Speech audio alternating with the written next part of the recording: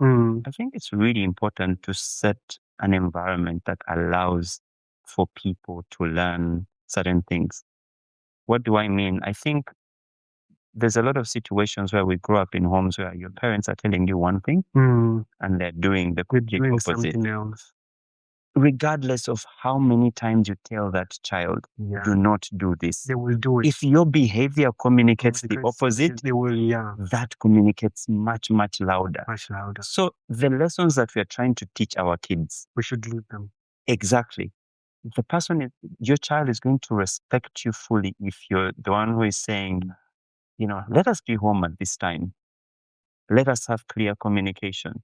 Yeah. But You we have come this home. space. Yeah. Yeah. If you're wrong, admit you're wrong. Yeah, Apologize. apologize. But when you are the one who has messed up, we have the omozade tasovia. That's all, yeah. You know what I mean? Yeah. I'm not saying you need to be vulnerable with the child, Yeah. but when you're in wrong, how do you admit that to a child that doesn't destabilize that connection with the child, where they know, regardless, this is my dad, this is my mom, but this is how they admit mistakes. And like when you're growing up, that your parent is apologizing, they will call you, they'll buy you gifts. They don't have to say the word they're sorry. Yeah. You knew they were sorry and they were apologizing to you that. Yeah. So, and a lot of environments where children have grown up really shapes adults. And when you get into the psychology of whatnot, Yeah. a lot of adults right now are dealing with issues that happen to them as kids.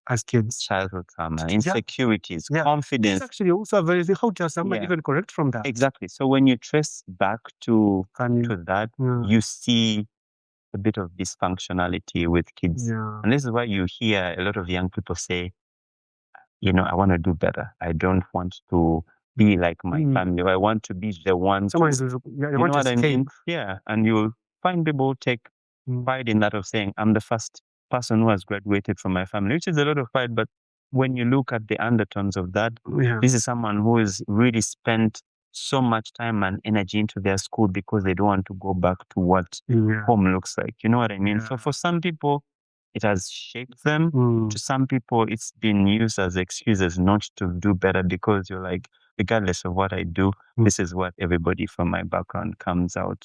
You know what I mean? So discipline, and it still goes back to that, you creating an environment that is enabling to the child will really help. I visited a friend of mine and this child was all over the place. They even took my juice from me. Oh, wow. And I was like, well, you're lucky this is not an African home. Yeah, you would have been clapped. And then I went back and I was like, I understand the whole aspect of just letting this kid be free, have that free communication and whatnot. And I can attest to that. We grew up in an environment where that wasn't a thing. The adults say this, the kids. Then again, there's something to learn from what our, Western world counterparts do, but there's also a lot that they could learn from that.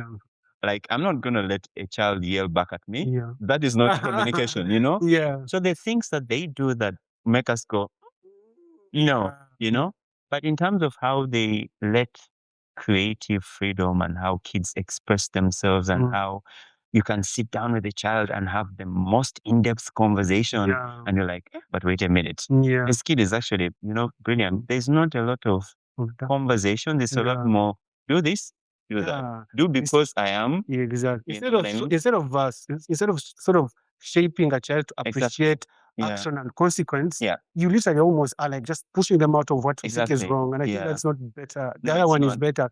Let them associate action and consequence of that action. Yeah, exactly. And now, fast forward when you're 20 and in your 20s and everything, I always tell my friends and people that I know, when you're between 20 and 30, that is the time to learn, grow, do different things, try out different experiences.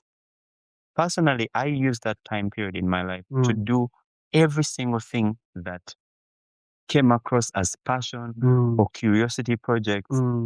When I felt like, I've always loved to do music. Maybe I need to get into something, sing. And I would perform at the university. Wow. My family had reservations about that. I did it, got it out of my system, and realized I don't want to do this anymore. Music, I know. I got hear into you. modeling, and because when you're in certain parts of the world, having black skin really sells. Oh, yeah. So I was paid at university to do cover shoots for universities or clothing brands and everything. Did it, got it out of my system. Got into acting, got into creativity. I was passionate about telling stories since I was 13. Got to work on TV, then I was, I loved conservation, got into conservation. Yeah. So I used that time to any single thing that looked like, oh, that would be an interesting skill to learn. This would be a nice thing to tap into. I just went. But I was also really, really clear with, I just don't want to be jumping from one opportunity to another. It needed to make sense. Now that's where we're going to squeeze you from. Okay. That's where we're going to squeeze you from, because we need to know that. Because when you're telling me that, so a lot of people, when we say that a person who is 20 to 30, you have the creative liberty to make mistakes, it's with terms and conditions. Okay, I should say terms and conditions apply.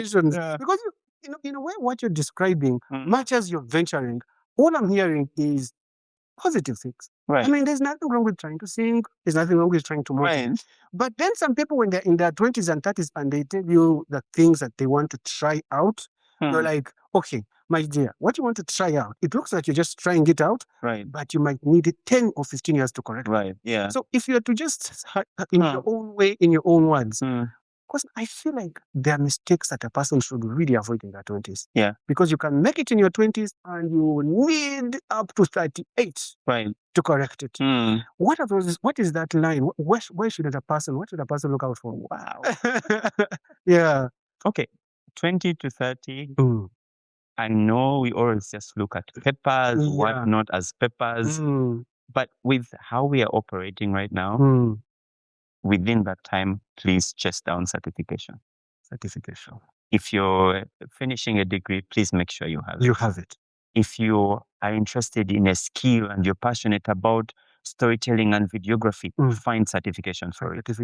If you are obsessed about cooking, find a culinary course, get certified in it. Have a receipt. Exactly. So that your passion is backed by professionalism. That's powerful. Because at the end of the day, you will apply to that big corporation. You'd want to do partnerships. And they have their internal audits there. And the first thing that they'll say, what shows that you're actually a professional with this? You could be the best person out there. You don't have that certificate. They're going to give it to someone who is less qualified than you just because they have a piece of paper.